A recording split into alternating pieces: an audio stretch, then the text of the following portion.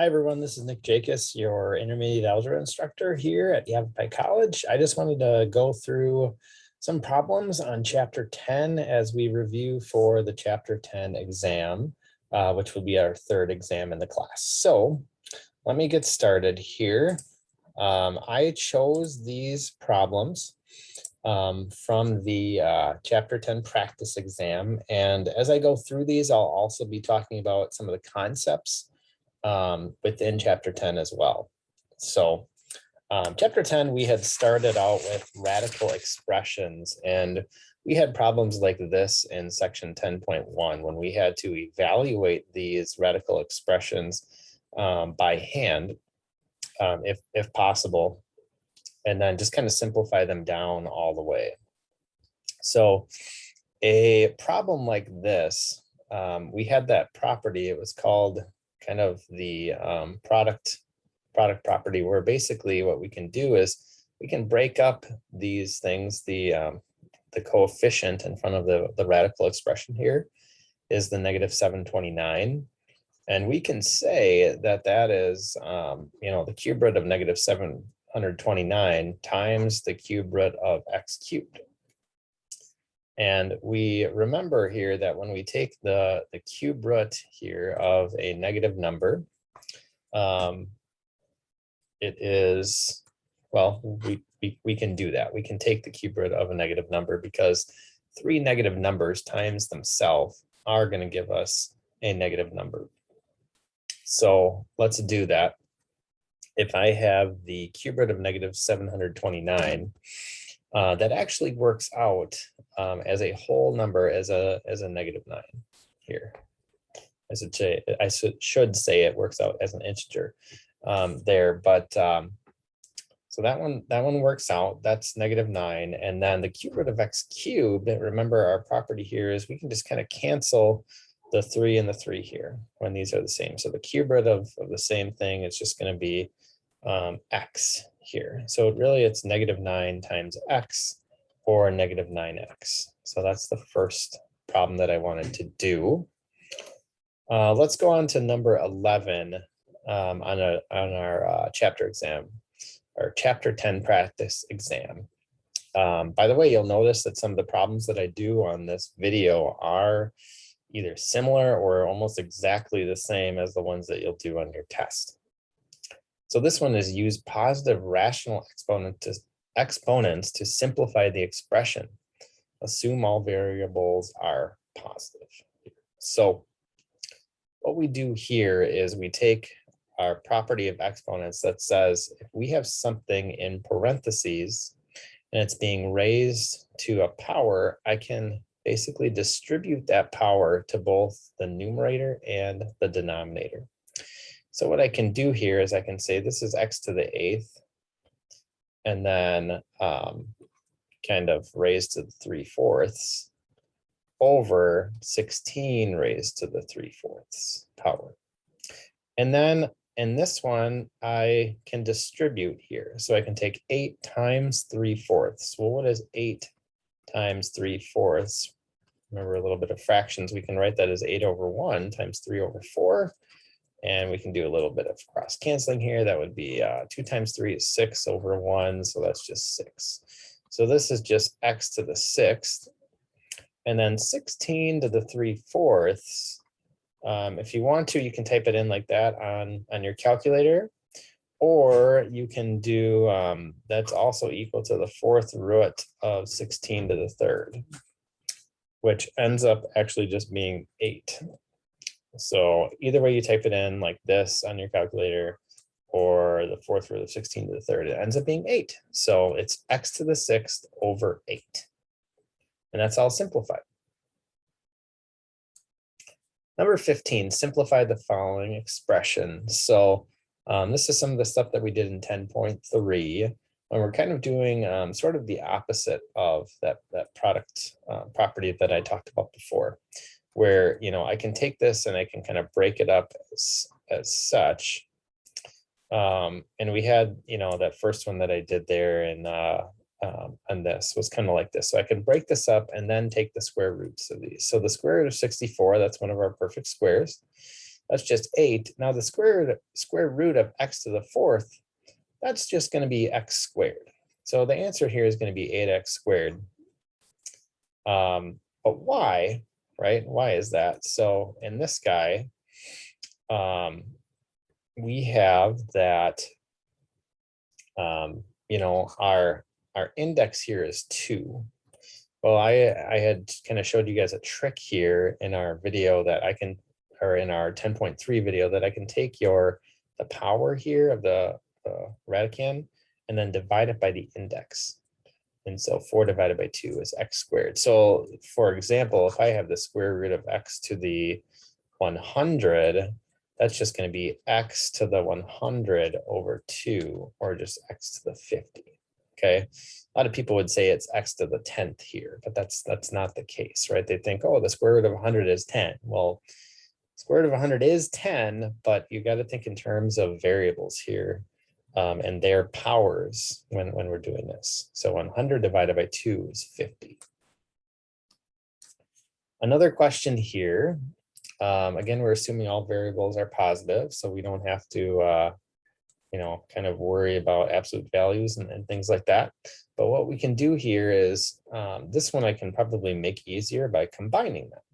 Okay, so I can take our 8 times the 32, and that is 256.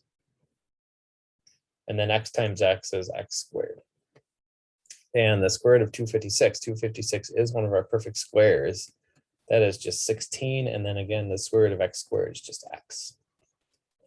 So kind of that property again, when you square a square root, it just ends up with, excuse me, that thing. So 16x. So kind of going fast, but question 19, that's on, this was on 10.4. So we have seen that we can multiply with radicals, kind of, and put those two together. But when you're adding or subtracting, you need the radical expressions to match to be able to add those. And in this case, the square root of 12 and the square root of 3 do not match. This would be like trying to take 5y plus 1x. Doesn't work. We can't simplify that. Okay. But if we match these, right? So if we can simplify the square root of 12 down, then I can add them. And I know here that the square root of 12 is the same thing as the square root of 4 times the square root of 3, which is just 2 square root of 3. So really 5 square root of 12, I could rewrite as 5 times this guy that I just got, 2 square root of 3, or you could write 2 times the square root of 3, same thing, plus 1 square root of 3, this guy. And now we can do 5 times 2, so 10 square root of 3, so I can multiply those two, plus the 1 square root of 3. And a lot of people like leaving the 1 on because then they can just easily see, well, oh, 10 plus 1 is 11. So I can go 11 square root of 3, and that's simplified there. Again, if I had just had 10 square root of 3 plus the square root of 3, some people might not see that, oh, I can take 10 plus 1. Okay, but having the 1 there, you know, helps. All right, let's do number 25. And this was on 10.6 already. So solve the equation symbolically, check your results. So basically in this case, I have a cube root of 4x minus 4 equals negative 2. What I want to do here, again, and it's an equation, I want to solve for x. So the other ones that we've done, we weren't really solving anything. We were just simplifying. Okay, we have the equal sign. Now we got to get x alone. So in order to do that here, I have a cube root. I want to get rid of this cube root. How do you get rid of a cube root? You undo it. You do its opposite. So we cube it. We're going to cube both sides. I'm going to take this radical expression. I'm going to cube it. I'm going to take the negative 2 and I'm going to cube it. Now, cubing a cube root is going to get rid of that radical. So I'm going to be left with what's inside. So I have 4x minus 4 left over. And then negative 2 cubed, negative 2 times negative 2 times negative 2 is negative 8. And now it's just a simple two-step equation. I'm going to add the 4 over. So -8 plus 4 is -4. And then divide by 4, and I get, so that's a -1. And again, we can check this, right? We need to check sometimes for the extraneous results, right? Or extraneous solutions. In this case, this isn't going to be extraneous, okay? But you could definitely, you can definitely check, right? If -1 doesn't work. But here I'm going to get 4 times -1 is -4. -4 minus 4 is -8. Cube root of -8 is -2, and -2 does in fact equal -2. So x equals -1 is the solution. Solve. So in this case, I'm going to kind of do the opposite of what I did. This is being squared. And to undo a square, I'm going to square root it. So the other one was a cube root, and we cube both sides. This one's being squared. So I'm going to take both sides. I'm going to take the square root of both sides. And when I square root a square, I'm just left with what's on the inside. The square root of 36 is 6. And now I just have a simple two-step equation. So I add 4 to both sides, and I get 6 plus 4 is 10.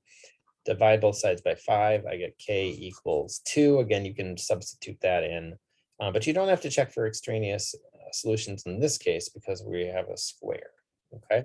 If you have a cube root or a square root, whatever, then you'd have to check. The next concept was distance formula, kind of at the end of 10.6. So we learned that our distance formula is equal to, so D stands for distance.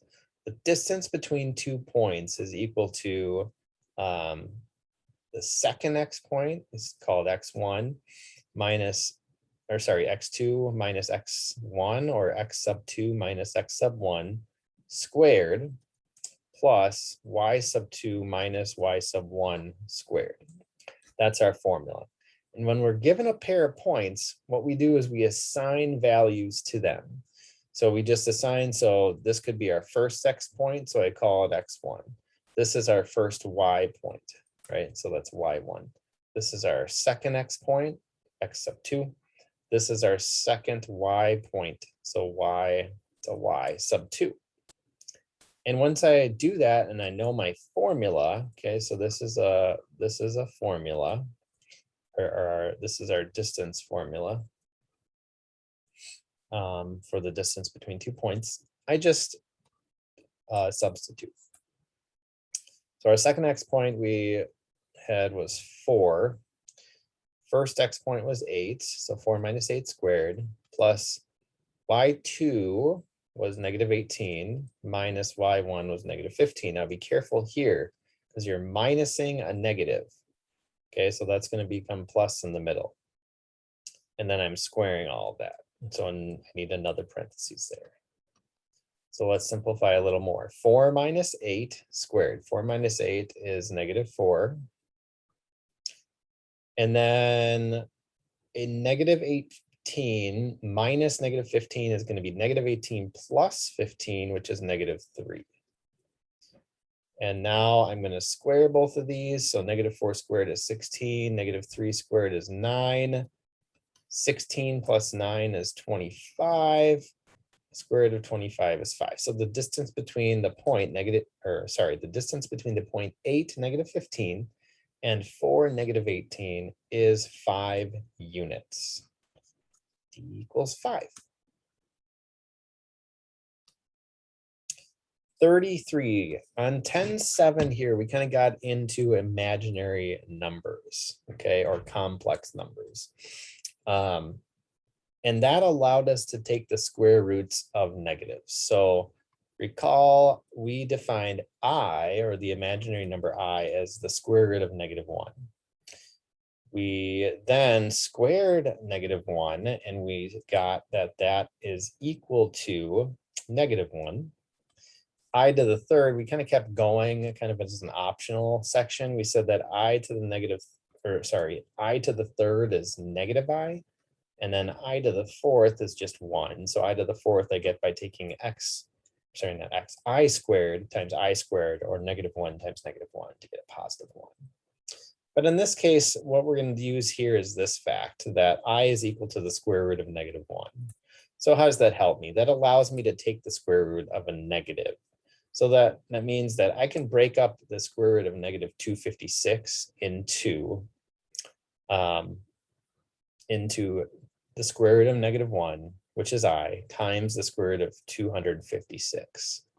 And so basically what happens is I is going to go to the outside of the radical and everything else stays in. But I kind of missed a step here because the square root of 256 is what? Well, the square root of 256 is 16. So really this is I times 16 or 16I. We always write the I behind any numbers there. Okay. This is also kind of called standard form when I have not 0, but I have A plus BI. I'll talk about standard form here in our last example. But another way to write 16I is 0 plus 16I, but there's no reason to write the 0. But again, you want any coefficients, whatever, in front of the I. So let's do one here, multiplying with complex numbers with these imaginary numbers I. So I have 9 plus 5I times 3 minus 6I. So I'm going to just do FOIL here. So I'm going to first take the 9 times the 3. Then I'm going to do 9, so plus 9 times -6I. And then plus I have the 5I times 3 plus 5I times -6I. So 9 times 3 is 27. 9 times -6I is -54I. So I could write plus -54I, or here I'll just write minus 54I. 5I times 3 is 15I. And then I have 5I times -6I. Actually, let me write that as a minus here. So that's a minus because the 5 and the -6 would be -30. And then I times I is I squared. At this point, what you do is combine like terms. So I have 27, -54I, and 15I combined to give me -39I. And then -30I squared. Okay, well, I squared is equal to what? Well, I was equal to the square root of -1, and I squared was equal to -1. So minus 30I squared would be minus 30 times -1, or just positive 30. So again, this is minus 30 times -1. So anytime you see this I squared, just think -1. And then you multiply it by this guy. So -1 times -30 is positive 30. And then again, standard form, what does that mean? That means A plus BI. So this one, I'm going to combine like terms again. I have 27 and 30. That gives me 57. That's going to go out in front, okay, of the I term. So 57 minus 39I, that is in standard form. Okay, we have our A term and then our B term and then I. Or sorry, I shouldn't say our B term, but our B coefficient and then I. So those are some questions from chapter 10. If you have any questions just on overall, just aspects of chapter 10, let me know. I might post a short video just kind of going through some of that on chapter 10. So maybe I'll have this one kind of as, the practice exam review, and then maybe I'll have another one as, chapter 10, just kind of overall. But, maybe I'll just leave it as this one. I haven't decided yet. Either way, if you have questions, let me know. And we will see you for chapter 11 next time. So take care.